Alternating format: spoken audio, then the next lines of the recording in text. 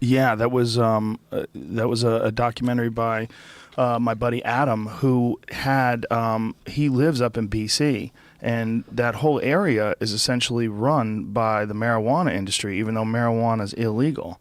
So they made this documentary explaining how without marijuana, your entire economy is fucked. Mm-hmm. Like it's this underground economy, and they call it the Union. It was a really, really good documentary. On my list. And then he went on to make The Culture High, which is also an excellent documentary that he made after that. I'll watch both. Well, it's we've been hoodwinked in this country, unfortunately, in all countries now because of the influence of America. We've been hoodwinked by the propaganda that they came up with in the 1930s, which wasn't even about pharmaceutical drugs back then. It was really about the paper industry. Huh. Yeah, it's William Randolph Hearst, who was a real creepy guy, and he was the reason why Orson Welles made that movie Citizen Kane. He was the inspiration for that movie. Okay. About one guy who was kind of dominating the world with his influence. And William Randolph Hearst didn't just own newspaper companies; he also owned paper mills, and he owned forests. These enormous forests where they would chop down trees and make paper with them. And in the 1930s, they came out with a product called a decorticator. And a decorticator is a machine that allowed them to effectively process hemp fiber very easily. Okay. Because hemp is a very unusual plant. And that, like this table that we have here, this is oak. And oak is a very hard wood. Well, hemp is as hard as oak, but it's way lighter. It's like a freaky alien plant. Like if you pick up a hemp stalk, like this is a decorticator that they're. This is like a modern one, I guess.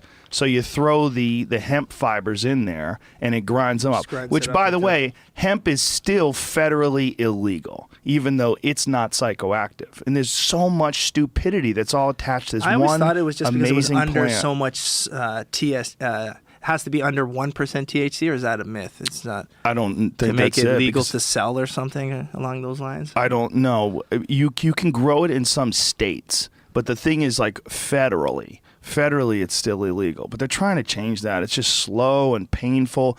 And again, it's all the propaganda from the 1930s. So William Randolph Hearst, who owned newspapers, they came out with this decorticator, and then Popular Science magazine had this cover. See if you can find it, Jamie. Hemp, the new billion-dollar crop. Because of this, see, they used to use hemp way back in the day. Like the drafts of the Declaration of Independence were written on hemp. The sails that they used for boats were all made out of hemp. Yeah. All that stuff was out of hemp. In fact, canvas, the word canvas comes from the word cannabis. So the Mona Lisa is painted on hemp.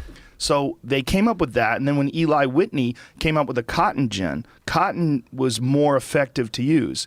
Yeah, so they were going to use it for clothes, and you see it on the cover of Popular Science magazine. It was on the cover, though, Jamie. See if is it Popular Mechanics? Is that what it is? Anyway, so they used to use it for parachutes. They use it for all these different things. But then when Eli Whitney came up with the cotton gin, it was easier for them to make clothes out of cotton because hemp requires a lot to break down the fibers and turn them into cloth. Yeah, because it's a crazy plant. Yeah, and it makes this unbelievable paper. Like hemp paper is so superior to this paper that we all use. Like this paper that we use is shit. It rips so easy. Hemp paper is really hard to rip. Thicker. But it weighs the same. It looks the same. It feels the same. But it's just a better fiber.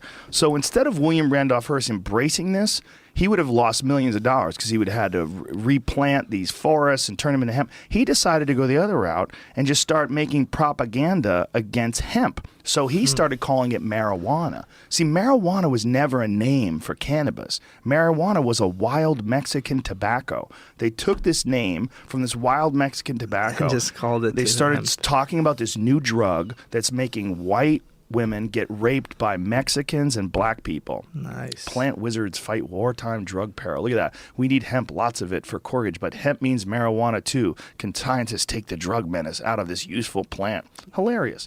So all this shit came from this one asshole. One asshole and Harry Anslinger, who was the guy in charge of, they originally got a lot of people that were involved in the alcohol prohibition. Mm-hmm. And once alcohol prohibition was done, they needed something else to fight. So they said, well, look, we got something right here. Which alcohol probably does more damage to your body than...